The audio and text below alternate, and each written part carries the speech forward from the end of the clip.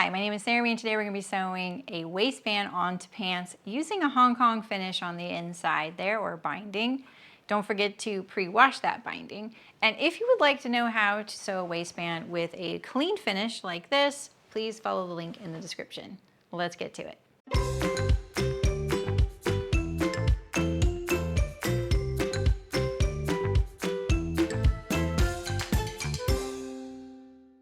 Our pants are now at the stage where we need to attach the waistband and the belt loops if you have them. So right now I have all my belt loops pinned to my waistband because I like to include them in the bottom seam. Now you got to make sure your belt loops are wide enough or long enough to span the width of your waistband, and then they need to go a little bit beyond the waist seam. So if this waistband here was sewn and we had our belt loop, we want the belt loop to sit below so the belt can snug against the waistband, including that waist seam there. Now, all belts and belt loops can be different. You can configure yours however you like. I like mine to sew into that seam there, and then I'll tack it here and at the top of the waistband, just like that. Configure your belt loops the way you like. You might have some notches to follow for your belt loops. I like to put mine, usually if I have like a hand pocket, like the curved style that you normally see on jeans, I'll put them just inside where that curve hits the waistband. So somewhere in this region here, not too close to the center, but somewhere kind of not quite halfway between center front and the side seam here. And I'm going to take advantage of this double top stitching here to line it up here, since it'll look kind of cool to do that. So we have one each on the front here, and then our next one will be on the back here, and I usually put these about 1.5 inches from the side seam toward the back here, about right there. And you can play around with where you like these. And then I have one at the center. Now I have flat felled my center back seam, so technically this isn't the center right here. The center is right here. So if I were to be wanting to be on the center, I would actually be centering this belt loop right here. But obviously I think we'll both think that this will look nicer if I just make it a little off center and line it up with the stitching. And that's just because it's a flat felled seam. If you're sewing the seam and top stitching it, you might come across that same conundrum, and it's just up to you. And you can also do 2 belt loops and make them cross, whatever you like. You can line them up with your darts if you want extra belt loops back here. I think if you wear a belt, you sort of have your preferences. All right, so now we're ready to go. And if you want to tack your belt loops on first, that might be a good idea so it's less fiddly.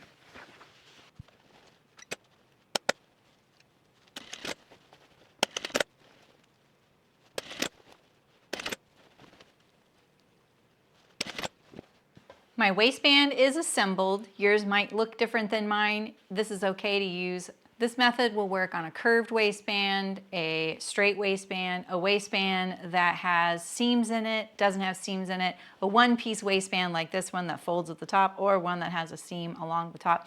Any kind of waistband style you have is going to work with this method. I have some bias binding. Most of my bias binding by default here is cut at 35 millimeters wide, or 1 3/8 inch.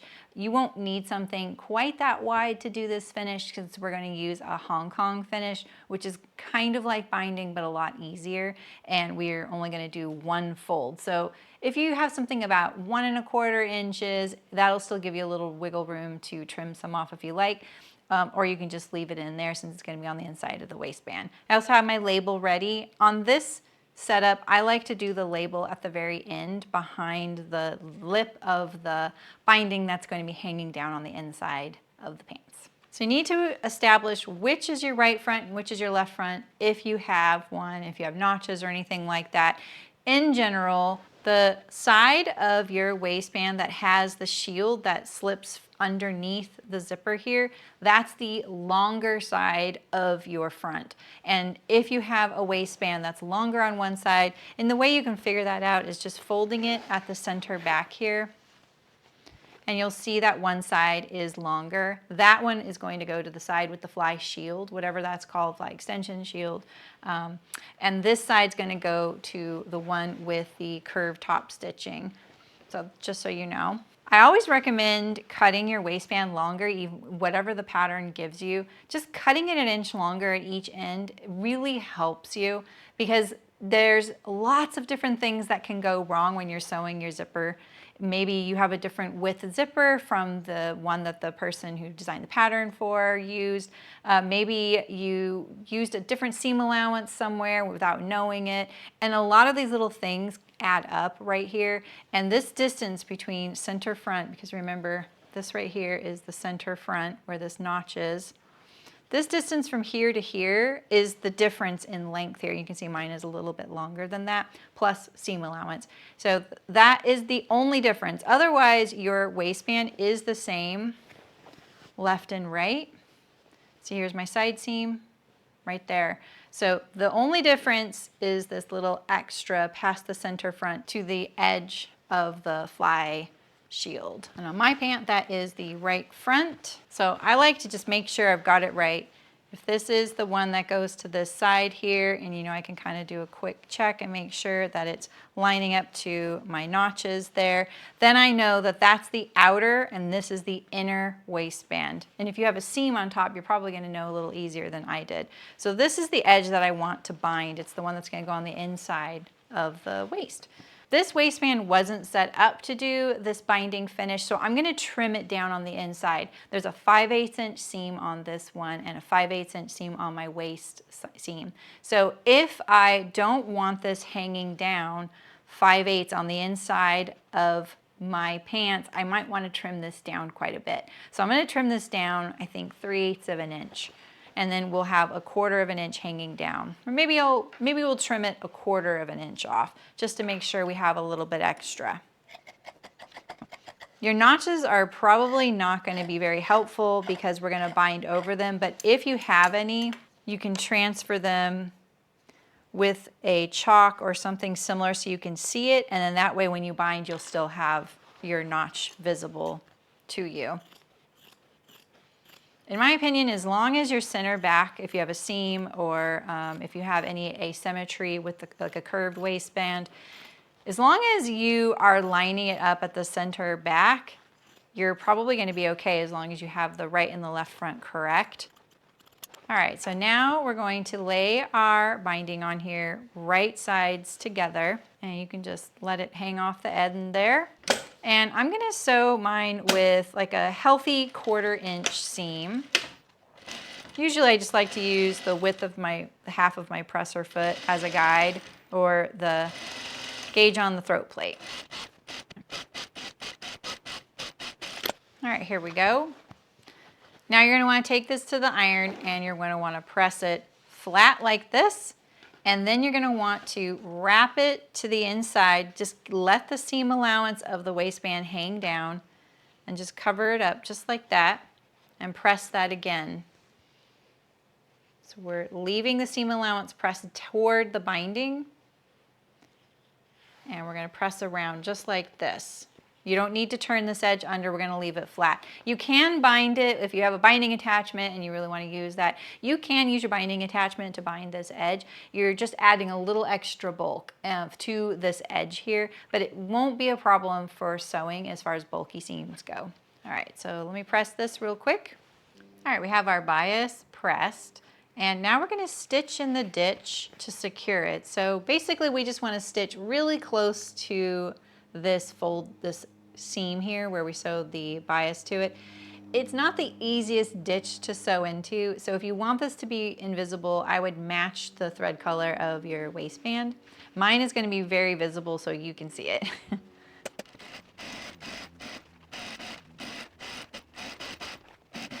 There we go. And you can see inside here, it's just a loose edge. If you want to trim that down, you can, or you can leave it. We just have a couple more steps left. So now we get to sew our waistband right sides together to our jeans or our pants. I'm going to turn my pants inside out. All right, so remember we want our front to be aligned right here. If your zipper is too long and it's going to go up into your waistband, remember you need to be extra careful as you're sewing over the zipper. I always recommend walking the hand wheel, and I'll warn you when you get to those two locations. Now the last thing I want to mention is if you find that your waist is going to feel a little hard to get into the waistband, you can always run a line of stitches along the waistband and sort of draw them up. So pull the bobbin threads and sort of tighten it. Not to gather it, but just tighten it up, and it'll be a lot easier to fit into your waistband. And you won't notice that on the finished product. I do that sometimes when it just is really tough, or maybe the fabric relaxes as you're sewing, maybe the seam allowances weren't perfect, and you just need a little extra help getting it to fit into your waistband. All right, so we're gonna start right sides together. We're gonna hang off the waistband, some seam allowance there. I'm gonna fold this back. I've turned my pants inside out. Since we're sewing right sides together, I really like having one layer on the bottom, and if this was right side out and I was sewing here, I'd have this layer to deal with. So it just gets it out of the way since I have a flat bed. So we're gonna hang that over. And it's really important that you get the exact same seam allowance at the beginning as you do at the end, so that we keep that waist seam lined up perfectly and our waistband doesn't get off kilter. All right, let's get sewing here. Now we're going to be approaching our first set of zipper teeth, so if you need to work around those, make sure you slow down, use your hand wheel and turn it towards you to walk each step and kind of gently find your way around those teeth, and be really careful.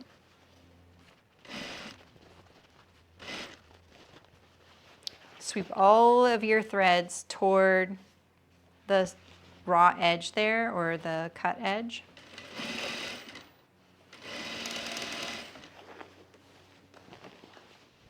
And you can obviously pin your waistband to the seam here first. I'll start checking to make sure that I'm gonna hit the landmarks there. I have my center back here, and I feel pretty confident about that. I'll start looking at it and making sure if I need to make any adjustments.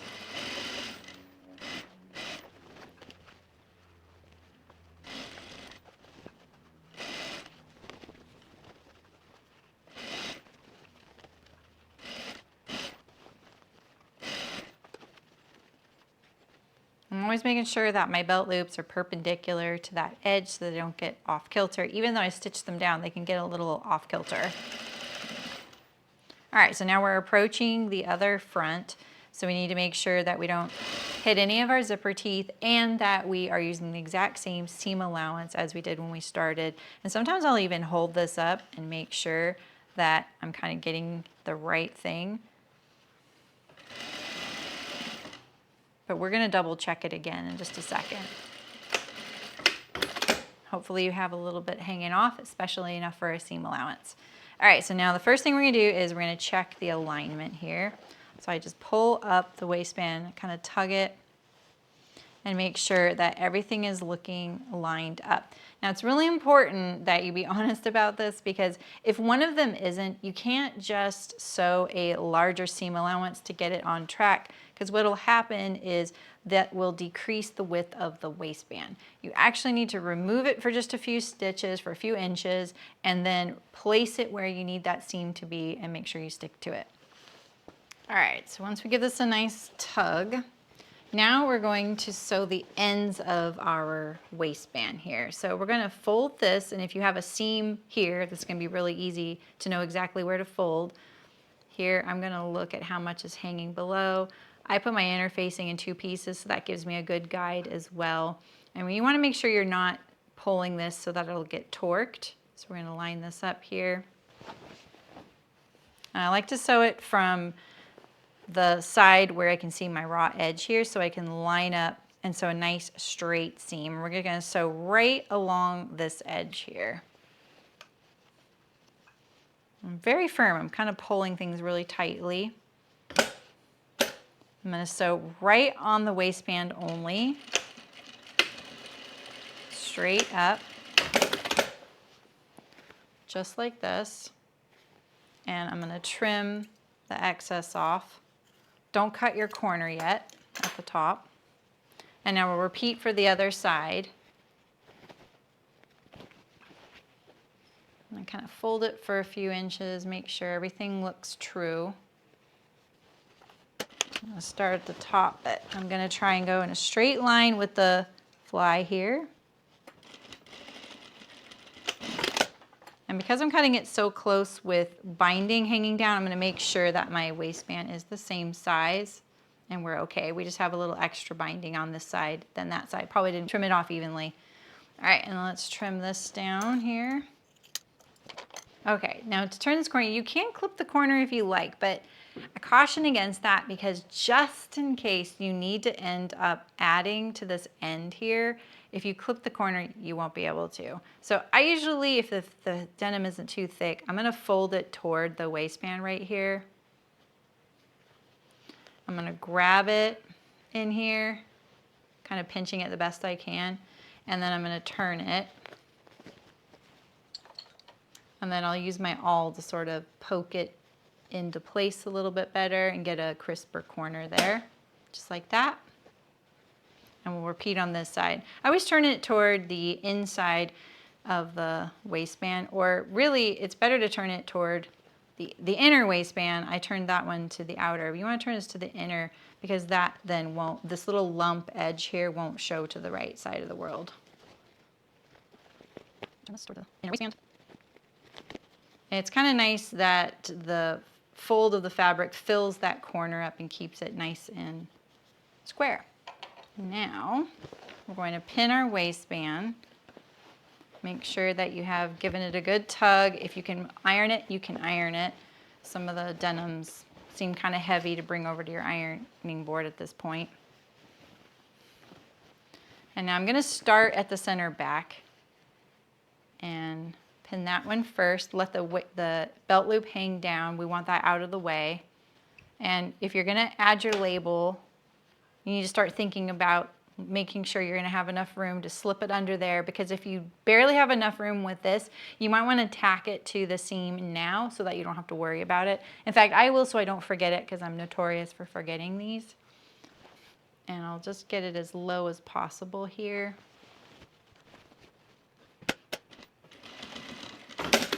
Just a little tack. All right, now I can pin that waistband there. And we're going to pin from the right side. So if you have a seam here, it's really easy to know exactly where to fold. If you don't have a seam like me, you're going to need to make sure that you fold it in a nice even width down the length. And remember, we're going to pin it from the right side because we're going to sew it from the right side so it looks really nice. All right, and then I'll try and do one kind of halfway. And I'm just lining up the bottom of my binding there to the seam as a starting guide. I might adjust it later. You want all of your seam allowances pressed up into the waistband.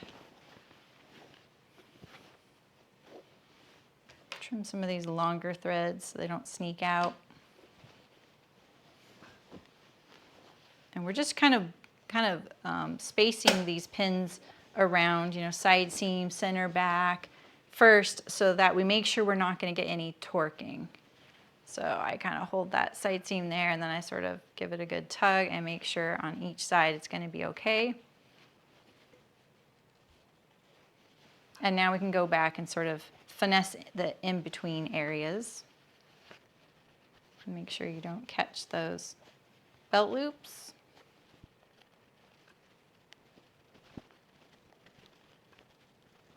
All right, this is looking pretty good. Let's look at our center fronts and see what we think. It's kind of our last chance. Forever hold your peace. And we're just going to be honest about it and look at it and make sure everything looks lined up once it's going to be buttoned up there. Just like that. And so now the last little thing we're going to look at is this here, making sure that none of this sneaks to the right side. So I'll sometimes take my awl and sort of push this in here, this little folded back edge, and I pull the waistband over. And sometimes I'll even pull it past where I need it, like this way. I'm pulling this edge, because as I sew along, I might push it off of the edge anyway. This one is the starting point, so we're not too worried that'll happen on this. We just want to make sure that we're catching everything. And this edge definitely got trimmed a little bit more than the rest of the waistband because you can see I'm gonna barely catch in this. See how my seam here isn't as low here as it is over here? But at least we're still gonna catch it. Is it perfect? No, it'll still look really cute though. All right, and then this one here is one we definitely wanna make sure we sort of pull over, rotate it a little bit, because as we sew along here, we're gonna be pushing on this. And then sometimes I'll even find that I have to turn under a little bit of my waistband, just like this. You might have seen this in Ready to Wear. And I will make sure if I need to do that to get it out of the way, I will. This one doesn't seem as critical, but I will make sure that I turn this little corner in here and hopefully it'll stay and get sewn up just like that. I'm gonna pull it up a little higher, kind of push it in there. I'm gonna put a pin, even though it's on the inside, to secure it. And we'll pull it out right before we get there. We'll also have to make sure that we pull this waistband over this little blump here. And this one too, you want to make sure that if yours is hanging down lower, especially with your zipper going into this side, if you find that you need to fold this up like that, that might give you the space you need for your zipper to operate properly. All right, so now we just have this last stitch to enclose our waistband. I didn't pin through this edge because it's so thick, but you can if you like. Now we're going to start at the center back. And that's because we can hide our back stitch back here rather than putting it at the center front. You've probably heard me talk about this before, but I know that for me, when I was learning how to do waistbands or anything like collar stands, cuffs, and I started right here, if there was an issue and I had to remove the stitching, this little area would get really tired and kind of worn out and frayed and just raw looking. So I found that if I put my back stitch away from this, it was a lot less to unpick if something went awry. And I also think it looks really clean, not having any back stitches here. Now, you have two options here. You can just stitch in the ditch by pulling this apart and sewing in here if you want a clean look with no stitching on it, like a trouser or chinos or something similar like that. Or you can do the full top stitch, either going just along the bottom or around the entire waistband, which I'm gonna do so you can see that. I'm gonna put my back stitch, because this is really thick for me, I'm gonna put it right before the seam. I'm not even gonna back stitch to start, I'm gonna back stitch at the very end. All right, and make sure your seam allowance is still poked up into the waistband.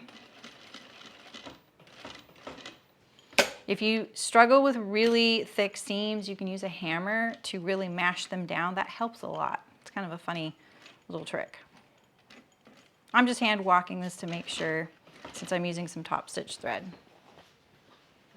And you're just making sure that you keep your waistband nice and even, your seam allowances are pressed up, and you have no torquing. If you find that you're feeling like, oh, I'm getting some diagonal lines, you can take your awl and sort of push to kind of correct it, and it'll help sort of get it caught up in there.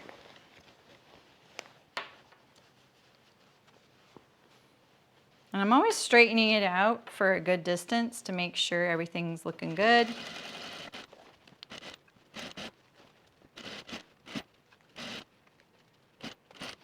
If you have any zipper teeth that are intersecting with your waist seam, you have to do the exact same thing as before. Be really careful, use your hand wheel and walk those stitches around each tooth. All right, we gotta go around this little, go along the end here very carefully.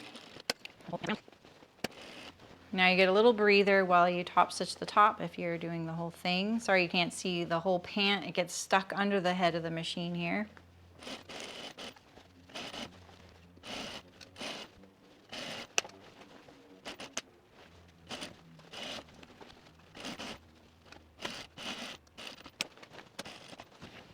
All right, we're back along the front here and the bottom edge that's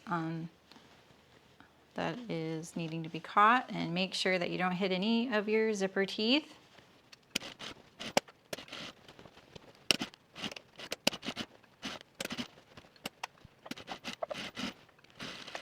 All right, back stitch, and there we go. Look at that, very nice. Now our last thing is the belt loops, if you have them. And so for mine, I like to let them hang down a little bit below, and then I will turn them under and top stitch along the edge. Now sometimes I will do this when I'm top stitching my waistband, but I've found that it isn't worth the cool factor because it doesn't really show. So I just I will stitch these a little bit low below the waistband here, which I allowed for this return here, and then turn it and make sure that it's straight above. And I always pull all these little threads off as much as I can, because once I've pulled them all, no more will happen and they won't sneak out from underneath my belt loop. Get this nice and straight, and then we'll stitch in line with the waistband there. You can use bar tacks as well. You can even just stitch these down. If you don't want them to sit up, you can stitch them down right here as well. This one I'm going to lift my label out of the way and stitch it down.